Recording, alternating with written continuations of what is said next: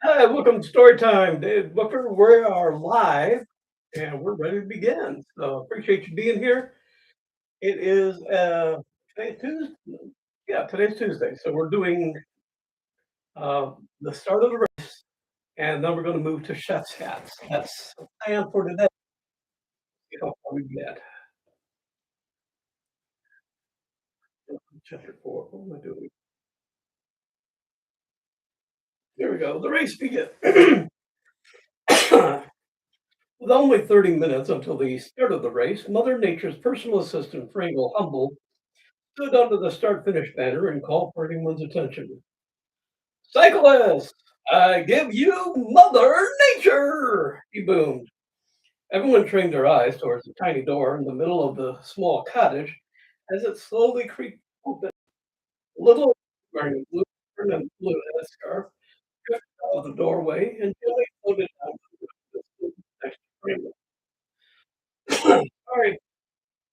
After adjusting her glasses, she looked around the garden when she spotted leaves on the ground. She waved her sparkling blue duster, whereupon the leaves piled themselves up and deposited themselves into her garden bag.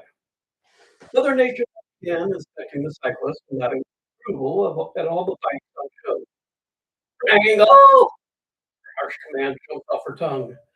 Ray Humble was a skinny, bald-headed man with thick brown glasses and a rumpy tummy. He had been at Mother Nature's side ever since she had required an assistant, which was just after Zodiac, Proton, Scarlet, and Stella were created. He was there to be nagged at and to do the dirty laundry, which Mother Nature would always take delight in telling him he had done wrong. He edged toward her. Yes, Mother Nature? That chair over there, they both stared at the offending piece of furniture. That is not my official chair. You cannot touch the floor when I sit in that chair. Where is my comfy chair? Pringle sighed and disappeared into a small wooden shed at the bottom of the stone stairs, reappearing shortly afterwards with the official comfy chair. It's too hard. There should be a cushion, complained Mother Nature. His eyes rolled in the back of his head. Wrangle found the cushion and placed it on the chair. The cyclists in the crowd felt relieved that they were not in Frangle's shoes. Thank you. Well, said Mother Nature, she sat down. Before standing straight up, Wrangle, I now feel too low. I should be higher up. Wrangle wandered off, found a large box, and placed the chair on top of the box.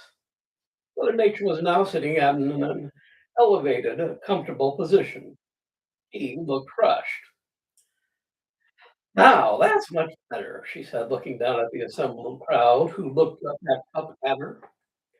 Nicholas, she shouted, you are here as special guests, and as special guests, you will be riding the incontestable Tour de Ledge Classic, a 500-mile, 5-day event. I want no cheating.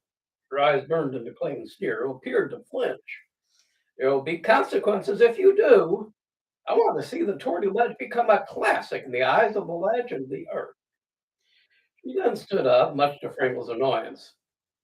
However, the rules will be very different than those you are used to. This is a team event. There will be no overall individual winner, and the victors will be the team that finishes first.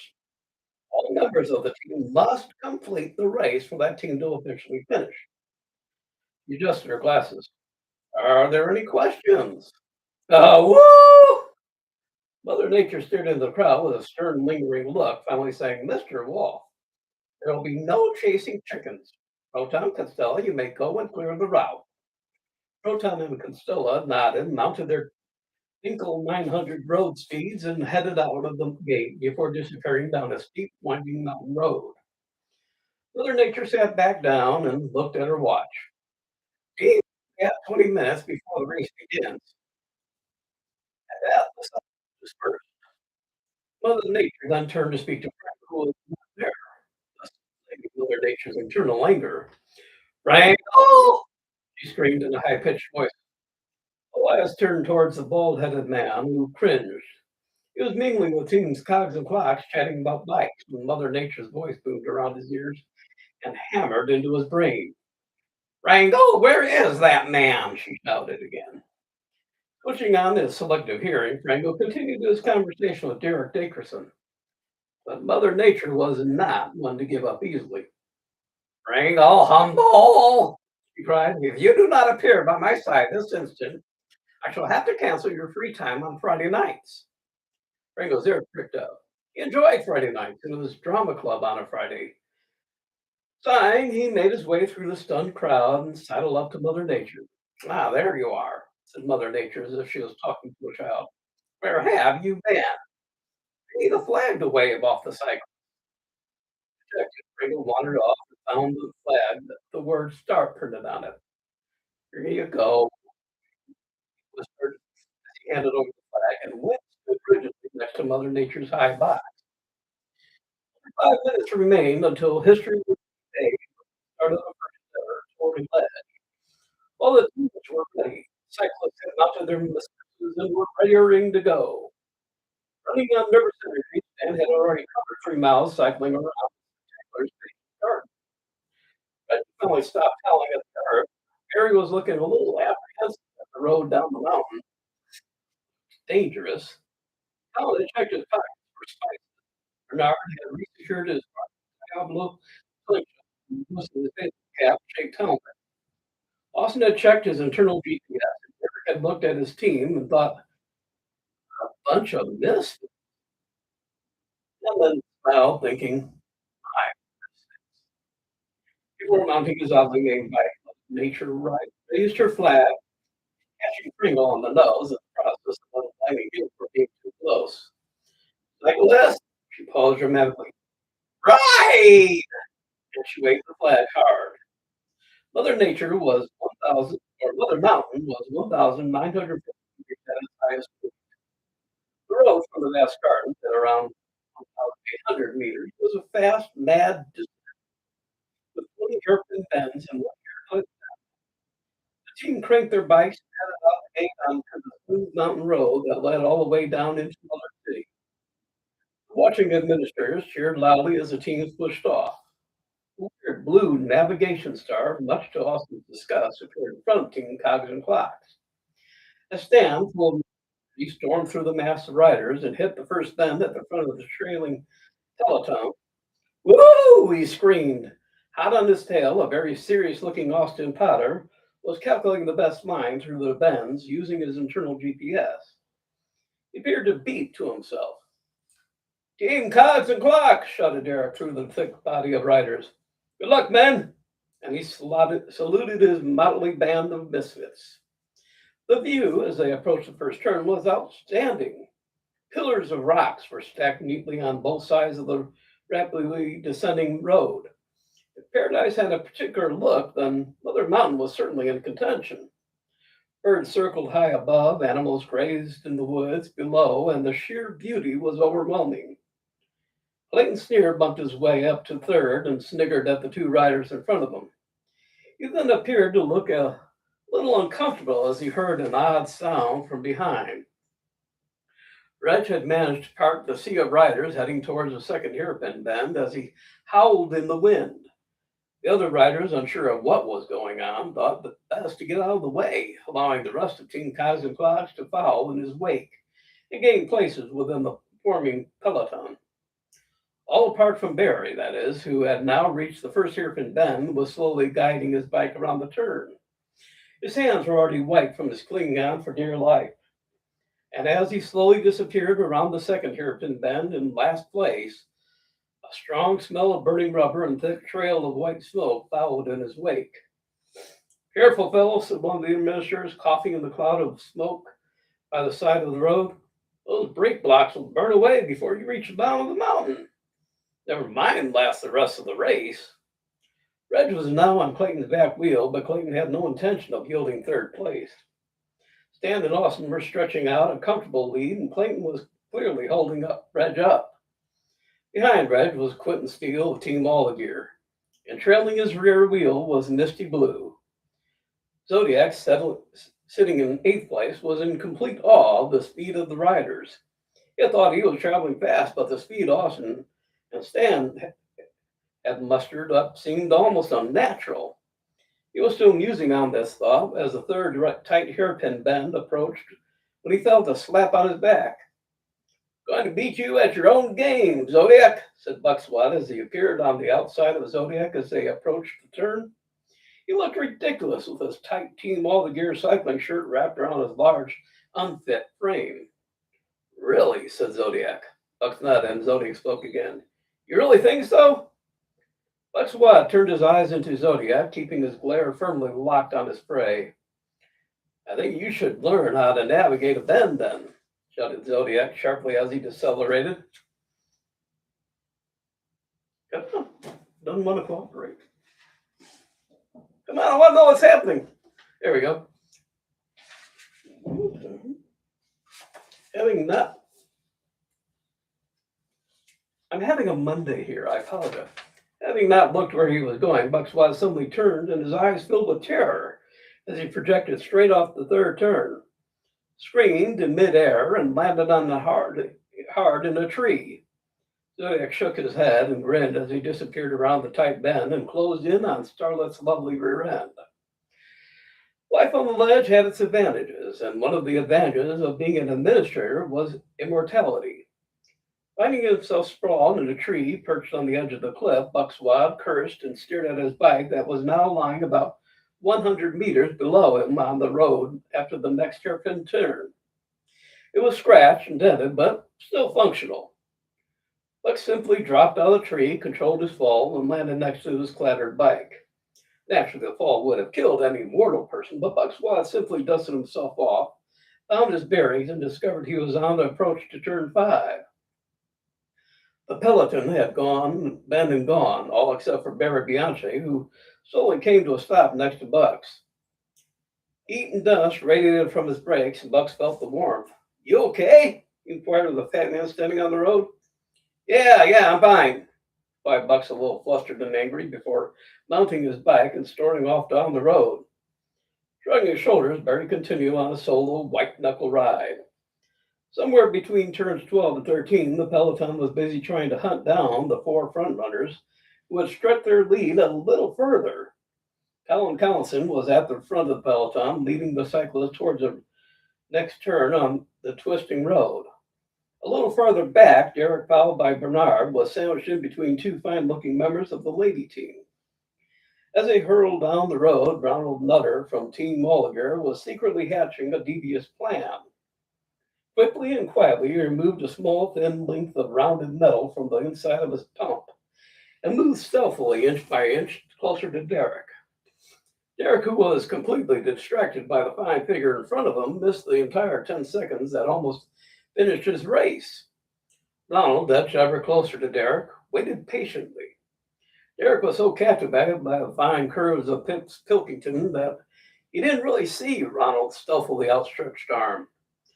Ronald continued to inch closer to his oblivious prey, and just when he was about to thrust the metal into Derek's front wheel, he felt something small and very hard smash into his hand.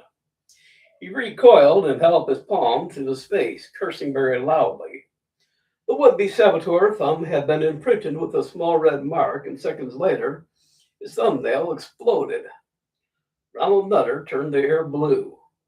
Looking over his shoulder with tears of pain rolling down his cheeks, Ronald mouth dropped to the floor in terror. Bernard Bianchi, no related to Barry, was riding no-handed with his reloaded Barnett Diablo aimed at Ronald. Bernard fired off his third shot. The small, hard ball bearing tore through the thin mountain air, hitting its intended target with such force that it made Ronald's teeth clatter. Bernard was a crack shot, and his aim was true. The ball bearing struck the rear derailleur sweet and hard, forcing the entire mechanism into Ronald's back wheel.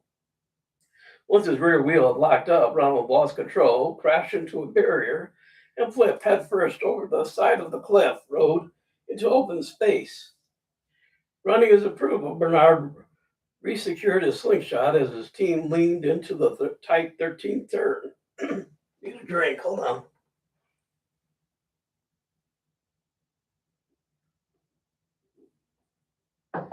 That's a little better, I hope.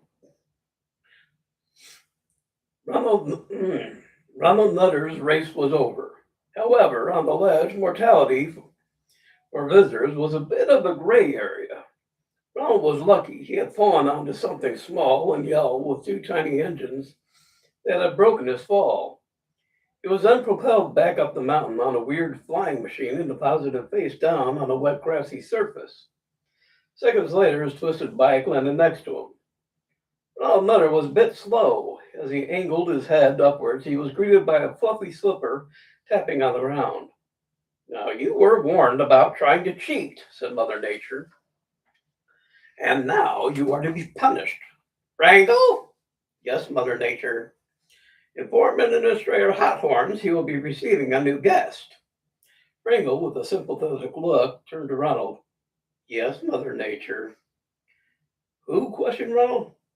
Oh, you'll find out soon enough, my dear boy, quipped Pringle, and then shuddered when Mother Nature bellowed another command. And will you please get me a cup of tea? I'm parched. As the riders approached Mother City, more and more administrators were lining the route. Some were clapping, some had whistles, and one let a dog cross the road, almost taking out three riders.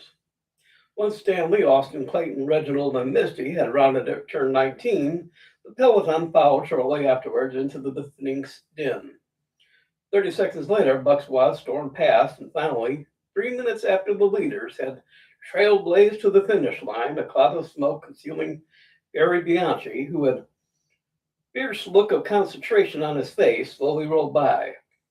His knuckles were numb as he rode past the crowd, who slow clapped his arrival. A young administrator on a bright red three-wheeled child's trike rode past him and blew a bubble that popped in his face. Barry carried on. He knew that once the descent was over, his race was about to begin. At the final hair-clip bend, a bend that appeared to turn down the mountain, only for it to turn back up into a U-turn before passing over itself again, finally leading out on the flat, horizontal road that headed towards the center of Mother City. Stanley Cogsworth was the first to blast down the ramp to a chorus of shouts, claps, and cheers. The road surface was smooth as silk, and the tarmac was as black and beautiful. Austin Potter calculated a line off the ramp, with Clayton Sneer breathing down his neck. Reginald Wolfe was next, howling at the crowd, who really didn't know how to respond, and just kind of applauded.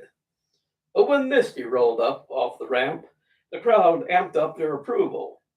The leaders glanced at one another. It was such a surreal event. The peloton then bounced off the ramp, and the crowd went crazy. Banners were raised, whistles were blown, and a man wearing nothing but a leaf over his child-producing kit jumped onto the road and chased the peloton down the street. His face was painted blue, and on his back he had Team Cogs and Clocks emblazoned in white paint. When Bucks Wad appeared, the crowd became mute. He was not a popular figure. Minutes later, a waft of burning rubber drifted under the noses of the crowd, and a very relieved Barry Bianchi found let go of the brakes for the first time since the race began. His almost permanent look of terror disappeared as a near-naked Team Cogs and Clocks band grabbed the back of his bike seat and pushed him hard down the street, shouting, "Go, go, go, go, Team Cogs and Clocks!" Barry Bianchi narrowed his eyes. He could now race. Spinning his crank hard, he accelerated faster than at any time since the race had begun. He was actually going faster on the flat than on the descent. Barry was now on a mission. It didn't take him long to catch the overweight Bucks Wad, who was now clearly struggling without gravity to assist him. Barry eased past him and began gaining on the peloton. From the foot of Mud Mountain, the teams that were thrust on the long road opened, known as Mountain Drive. It curved around itself, and so the riders were now heading west. Hold on a second. I'm still on. Yeah, I'm still in chapter 4. Okay. From the foot of Mother Mountain, the teams were thrust on the long road known as Mountain Drive. It curved around on itself, so the riders were now heading west. The peloton passed over the crossroads known as Dog and Bell and eased past the National Museum of the Ledge. The crowds were now 8 people deep as the spectators craned to get a better view. and the noise was deafening with the clapping, banging of drums and whistles. Turning north, the peloton crossed a level crossing and then bore east onto Mother Street.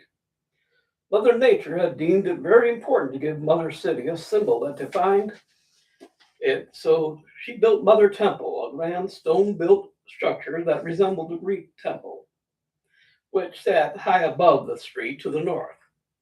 At the end of Mother Street, the peloton turned northeast and passed the offices of the Administrator General, Bucks Wad, and began to head out of the city towards the northern edge of the ledge.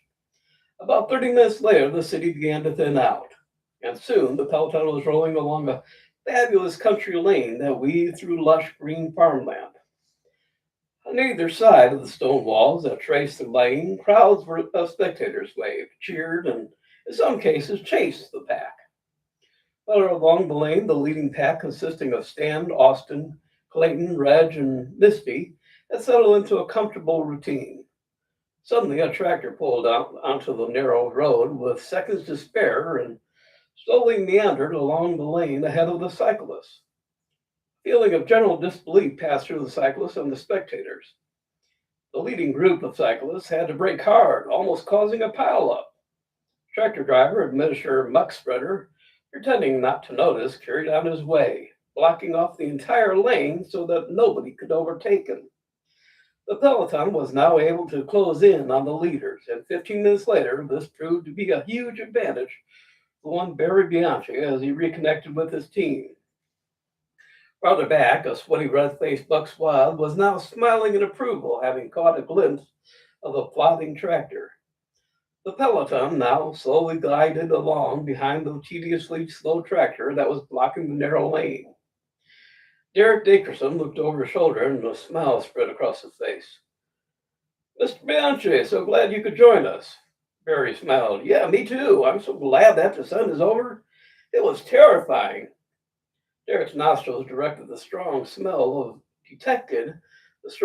of burnt rubber.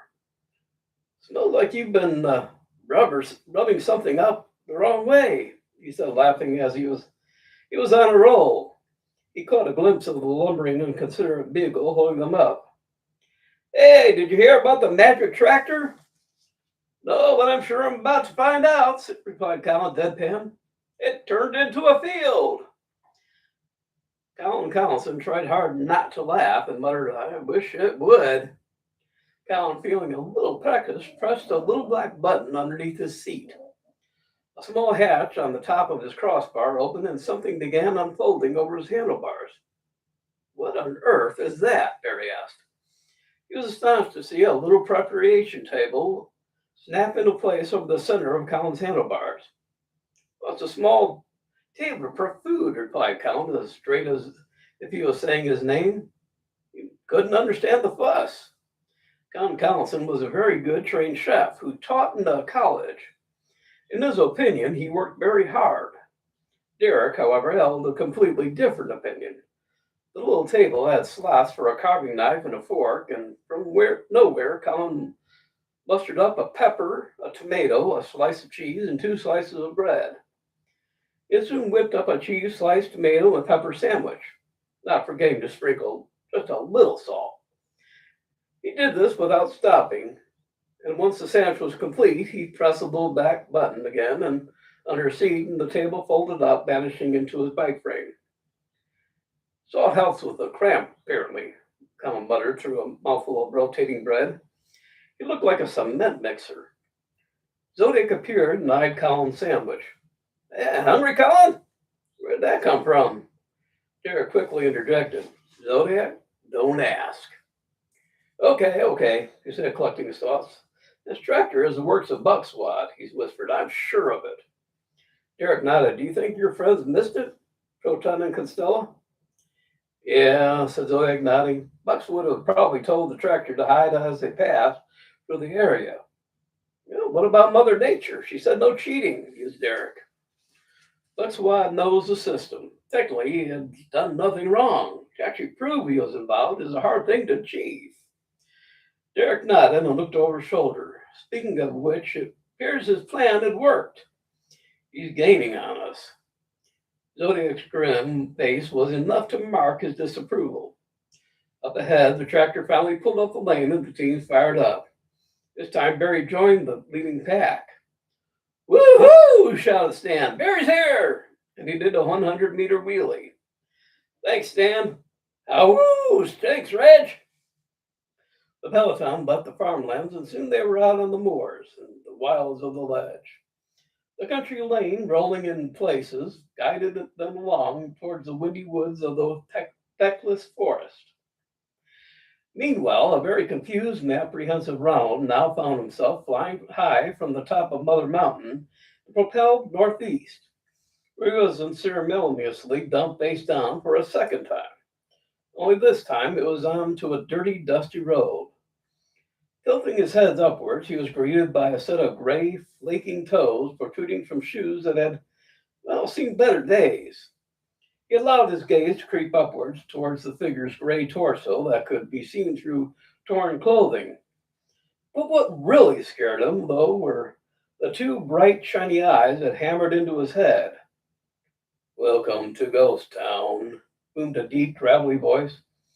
I am rigorous Mortise. Ronald whimpered pathetically and dropped his head back onto the dirty road.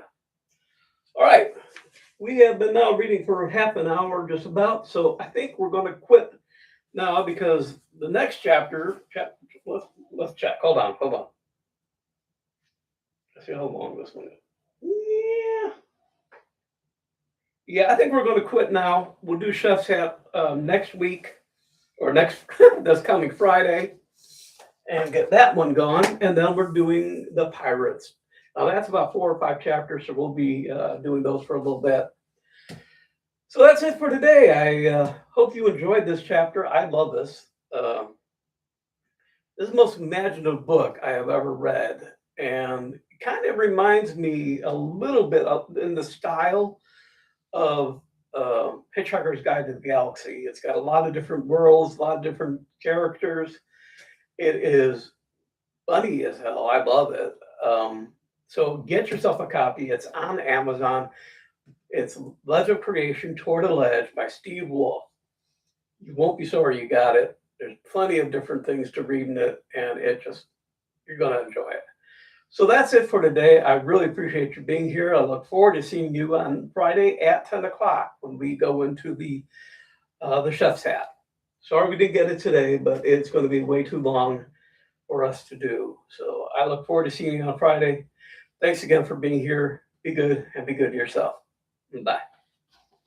And now let's see if I can do this from here and stop. Have a good week.